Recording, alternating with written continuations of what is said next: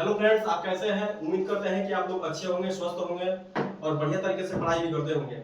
दोस्तों, आज के इस वीडियो में हम लोग पढ़ेंगे क्लास 10th का साइंस का समीकरणों को कैसे संतुलित किया जाता है। यहाँ पर जो समीकरण दिए रहते हैं उनको संतुलित करने के लिए हर साल बोर्ड एग्जाम में पूछता है। आइए सीख लेते हैं कैसे संतुलित करेंगे हम लोग। तो मेरे पास यहाँ क्वेश्चन है कि HNO3 प्लस CaOH का होल डिवाइड, फिर ये एरो है Ca, फिर कोष्टक में NO3 का होल डिवाइड प्लस H2O। इसको क्या करना है, हम लोग को संतुलित करना है। कैसे संतुलित किया जाता है?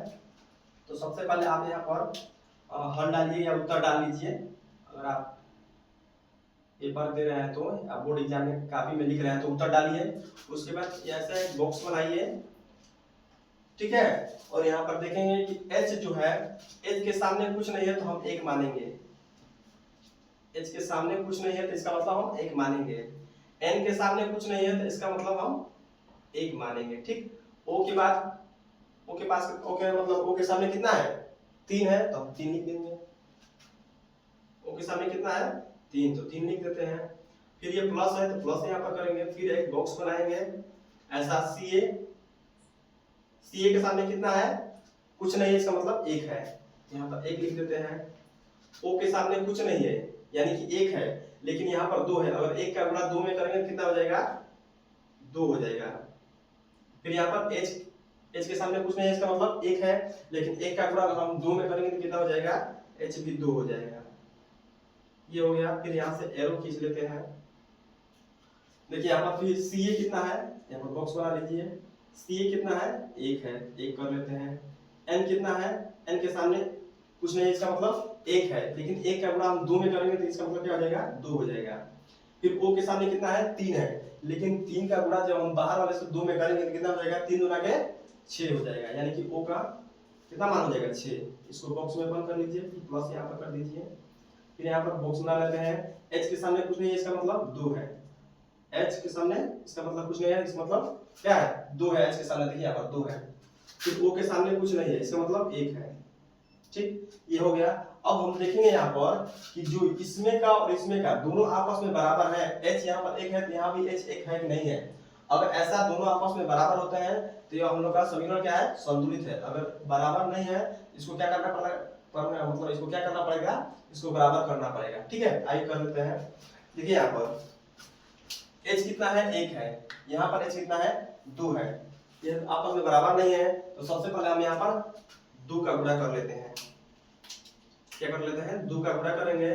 देखिए यहाँ पर जो 2 का है इन तीनों में गुणा होगा। 1 और 1 3 में दोनों का क्या हो जाएगा? तीनों का क्या हो जाएगा? गुणा करेंगे पहले। क्या करेंगे? 2 एकम 2, फिर 2 एकम 2, 2 तिया 6। ये हो गया। अब देखते हैं कि दोनों या मतलब बराबर है कि नहीं है। देखिए यहाँ पर H कितना है? 2, यहाँ भी H कितना है? 2, यहाँ N कितना है? 2, यहाँ भी N कितना है? 2, यहाँ O कितना है? 6, और यहाँ कितना है? वो 1 है, और यहाँ पर कितना हो जाएगा? O भी यहाँ पर 6 है। Ca कितना है? 1 है। O कितना है? 2 है।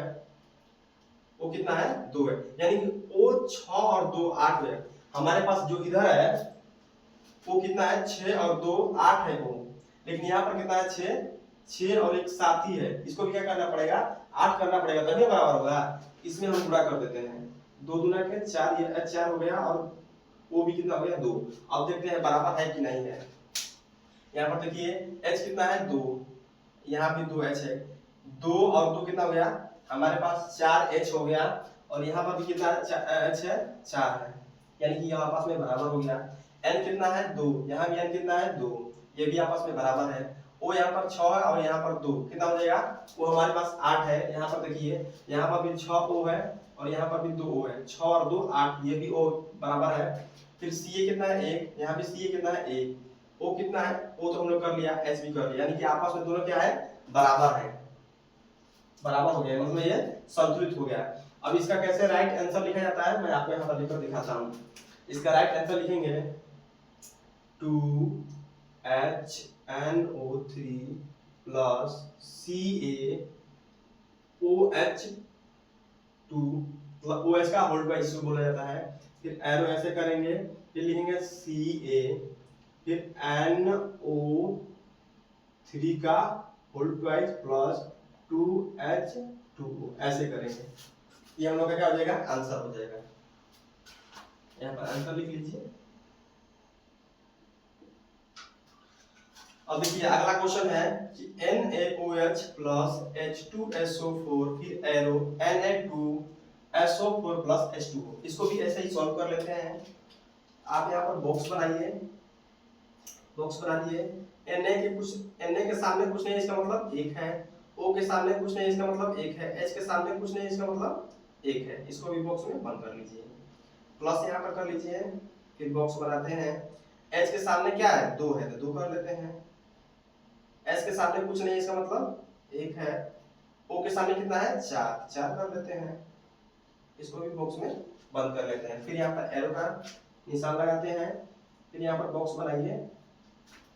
Na कितना है, Na के सामने क्या है, 2, 2 कर लेते हैं। Na2, S के सामने कुछ नहीं, इसका मतलब 1 है। O के सामने कितना है, 4, इसको 4 कर लेते हैं। फिर प्लस है, यहाँ पर देखिए H के सामने कितना है, 2, 2 कर लेते हैं। O के सामने कुछ नहीं, इसका मतलब 1 है। ठीक है, 1 कर लेते हैं, फिर इसको बंद कर लेते हैं। अब देखो यहाँ पर बड़ी गर्मी है दोस्तों, यहाँ पर थोड़ा सा पानी पी लेते हैं इसमें से,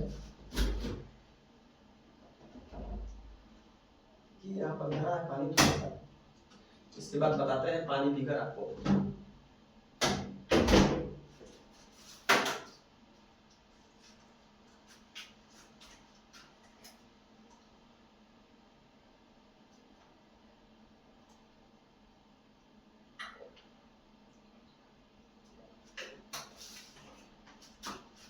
आइए अब क्या करते हैं, क्वेश्चन को सॉल्व करते हैं। पानी तो हमने क्या किया, पी लिया। आइए क्वेश्चन को सॉल्व कर लेते हैं। देखिए यहाँ पर मैंने O कितना लिख दिया, 1 लिख दिया। अब इसको देखेंगे कि आपस में बराबर है कि नहीं है। अगर बराबर है तो ये संतुलित है, अगर बराबर नहीं है तो यह संतुलित नहीं है। देखिए हमारे पास Na कितना है, 1, यहाँ पर Na कितना है, 2, यानी कि ये भी बराबर नहीं है। इसमें सबसे पहले गुणा करेंगे 2 का, तो 2 Na हो गया, फिर 2O हो गया, फिर H भी 2 हो गया।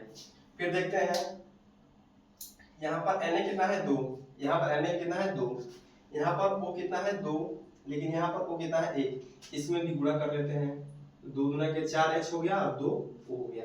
अब देख लेते हैं यहाँ पर Na भी 2 है, यहाँ भी 2 है, यहाँ O भी 2 है, यहाँ भी O 2 है, यहाँ H कितना है, 2 है और 2, 4H है, यहाँ भी H 4 हो गया। S यहाँ पर 1 है, यहाँ भी 1 है, O 4 है, यहाँ भी O 4, यानी कि आपस में क्या हो गए, बराबर हो गए। ठीक, आप क्या करते हैं, इसका आंसर लिख देते हैं। तो आंसर कैसे लिखा जाता है आप लोग जानते होंगे। यहाँ पर आंसर डाल देते हैं और लिखेंगे क्या कि NaOH 2 का गुणा हुआ है इसमें, 2NaOH प्लस H2SO4, फिर है एरो Na2SO4